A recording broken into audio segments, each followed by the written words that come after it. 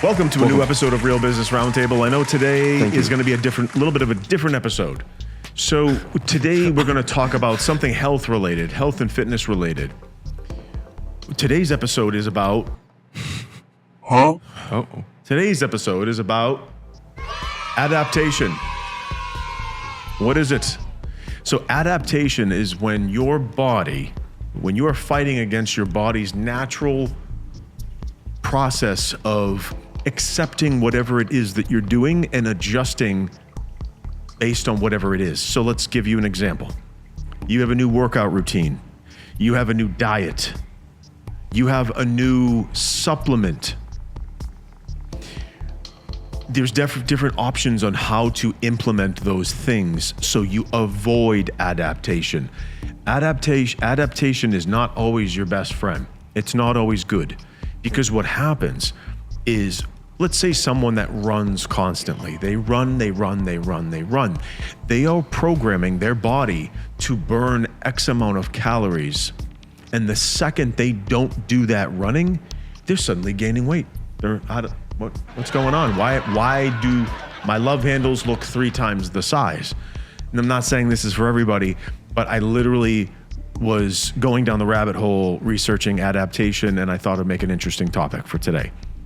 So let's talk about workout routines. Your workout routine should be cycled. Your workout patterns should be cycled.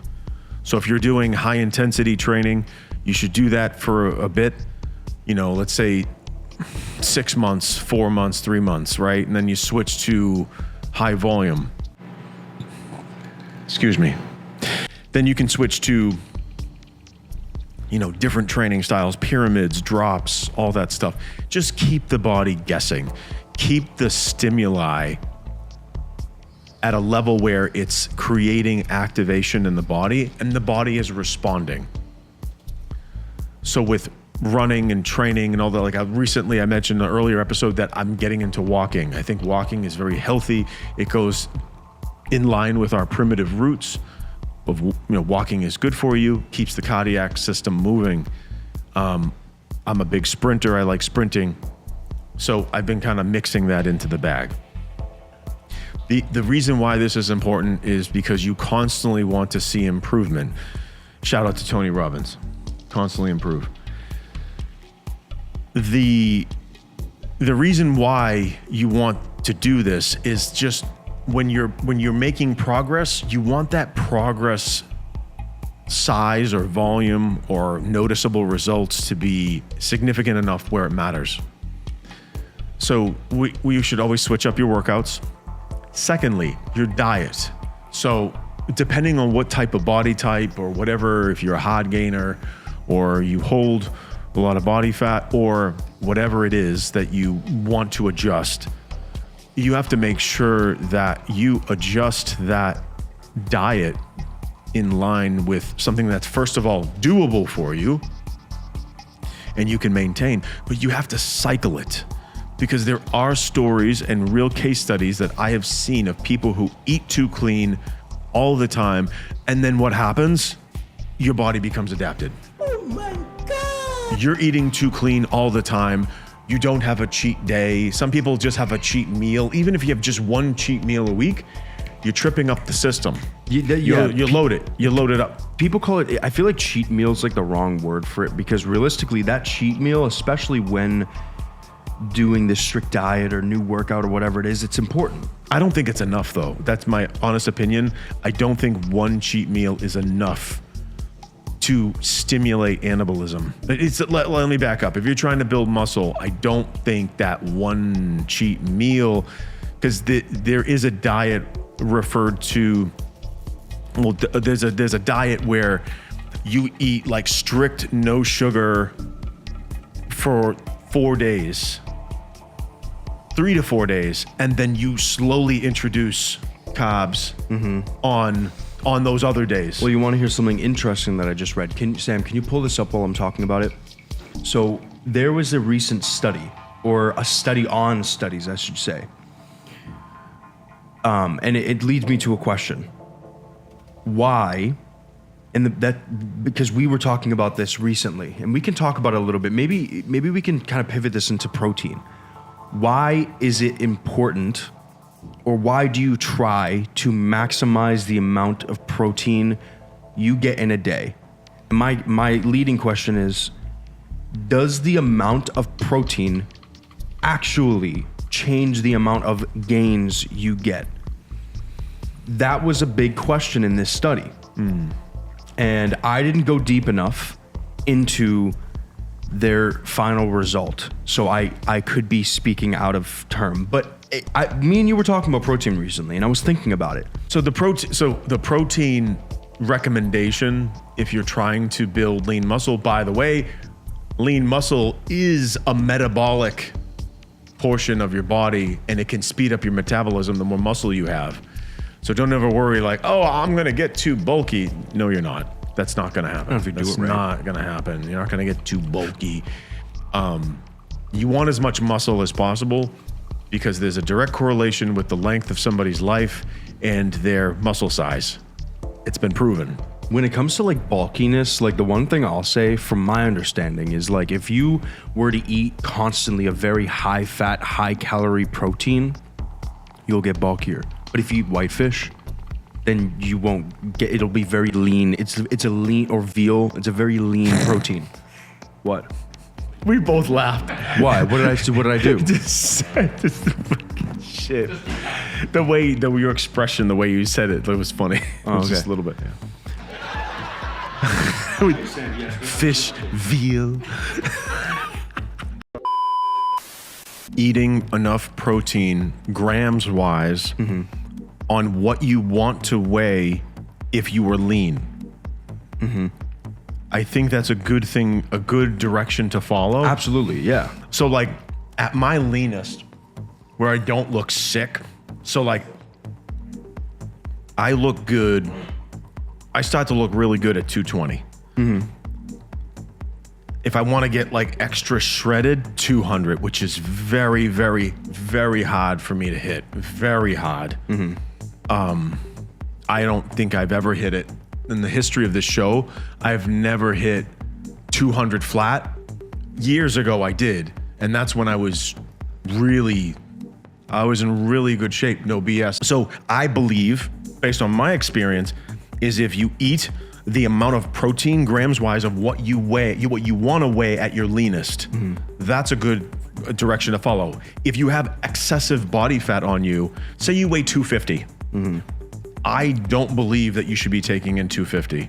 First of all, your chances of going over on calories that you should be taking is very high, because right away there's a metabolic issue. You can see that the person that's trying to lose weight is obviously they're overweight, so you should go by lean mass. I'm on a deficit. I'm not doing 1-to-1. I'm eating, like I said before, I'm eating a lot of the white fish and stuff like that. I am not going to 1-to-1. It's too much fat, too much calories. I don't care for that. One thing I definitely want to talk about, which there has been so much. So just to preface, I'm on a caloric deficit, an aggressive caloric deficit. Whenever I say that, people seem to have a confusion about what that means. I burn minimum 700 calories per day during a cardio workout, whatever. That's my goal, is to burn. Wait, from the workout, because you burn throughout the day. But your from base metabolic is usually more than that. Yes, I know that. But I'm explaining it in simple terms. Yeah. From my workout, that's my goal. 4-mile run. If it's a 2-mile walk, 2-mile run with a workout, whatever it is, minimum has to be 700 a day. And usually I can get that done within an hour of working out. It's possible. It's not hard. A caloric deficit is not burning, it's not literally burning more calories in a day than you're intaking. There are maintenance calories. Yeah. There are amounts of calories that you can take based off of a calculation. And I want to do a whole video about this because I'm on the whole TikTok fitness for you page. I think half of it is bullshit because working with him and being good friends with him, I've learned a lot and I've done my own research.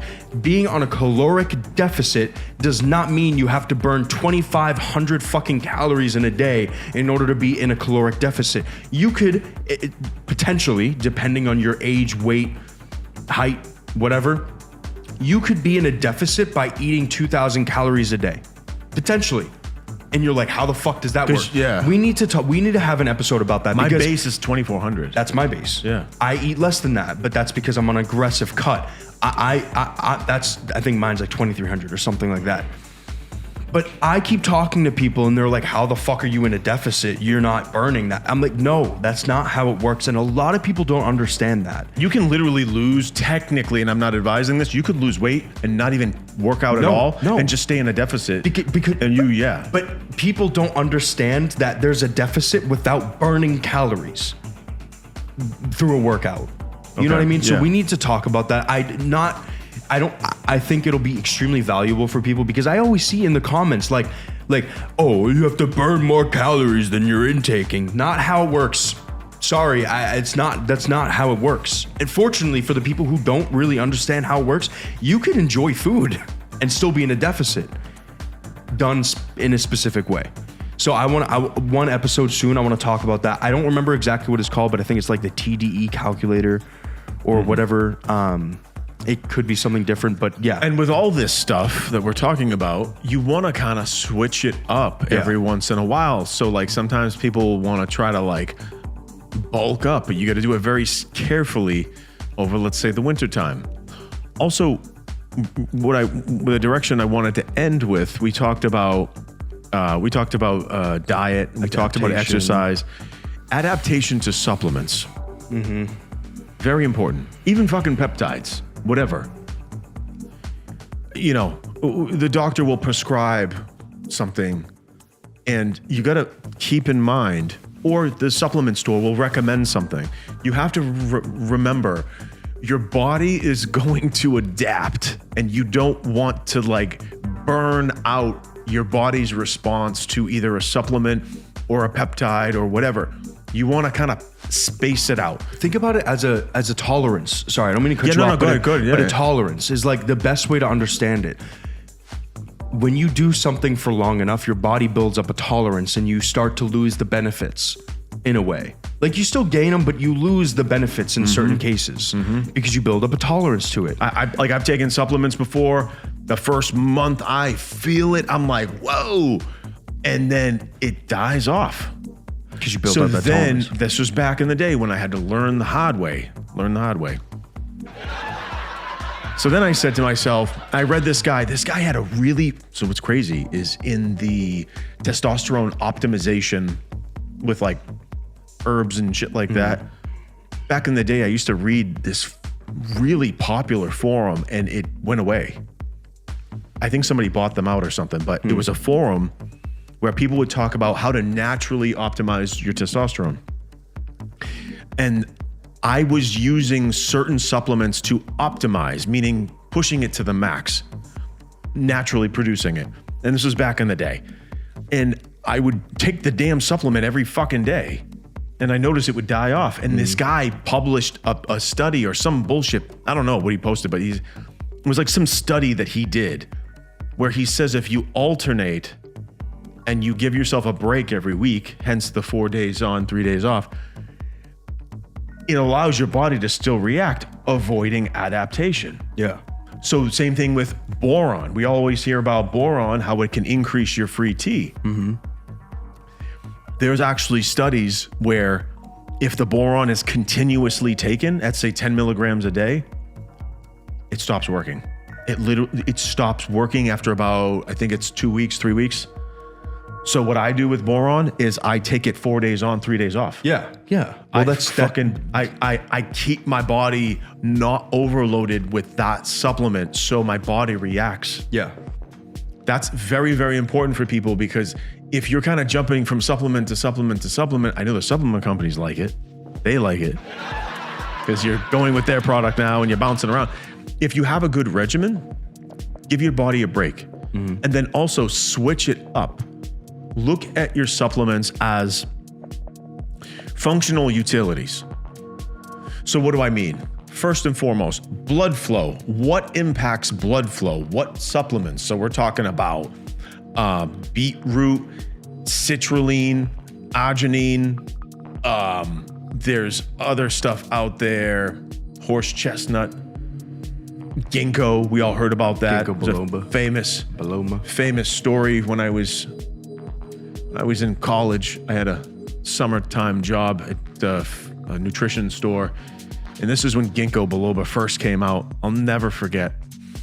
I'm sitting there at the cash register facing the door, and the scene from the cash register are 2 aisles of supplements, and it goes to the front door. You can see the sun coming through the front door, and this lady opens up the door, doesn't fully come in, jingle, jingle, and she says, "Excuse me, by any chance," and she just pokes her head in the door like this. "Excuse me," kind of like Jack Nicholson, The Shining. He said, "Excuse me, by any chance, do you have Ginkgo Balboa?" I was like, "What?" Excuse me, by any chance, do you have Ginkgo Balboa? You mean Ginkgo biloba? Yeah. Yeah, we have some. "Do you have Ginkgo Balboa?" And I was like, I don't know. I said to her, "You mean Ginkgo biloba?" And she's like, yeah. I'm like, "Yeah, we have some." And then she just went like this. She went, "Okay," and disappeared. She was gone. She was on the street.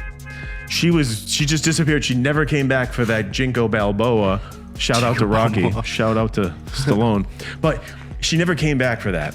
What I'm trying to get at is Ginkgo biloba is really good for blood flow. Obviously, you want to check with your doctor first. I'm not giving medical advice. I'm covering my ass. Do you ever suffer from pill fatigue? Well, I used to take pills individual, like two at a Sick time. capsules. And I saw a video by Rich Piana, the crazy bodybuilder guy, rest in peace. all his vitamins. I'll be honest with you. This was years ago. I It's saw a like video. shit. He's like, "Oh yeah, no, I don't got time for this." Like And he goes, fucking shit. the whole load of pills. Take it easy. The whole load. The whole load. And he just wham, one swallow. I have no idea. Isn't that normal though? Like I feel like I never did that. I would take capsules a few at a time. no, I can't This do dude that. went drink. Nice. I have like I think it's like But 11. I can do that now. It's between 11 and 14 different supplements, and I just Yeah, I can What? swallow a lot of pills. what I mean, it's not that many when you really break it down. Like if Yeah. you really break it down, it's really not that much. Or one thing I do with No. one thing I do with supplements is I do 4 days supplements, and then sometimes I will switch what I'm taking on Friday, Saturday, Sunday to completely different things to support the other days. So like if I'm taking one thing for blood flow, I will take another whatever for blood flow. Thank you so much for joining us today on Real Business Roundtable, which is this episode. Please, I forget what I was going to say. Bye.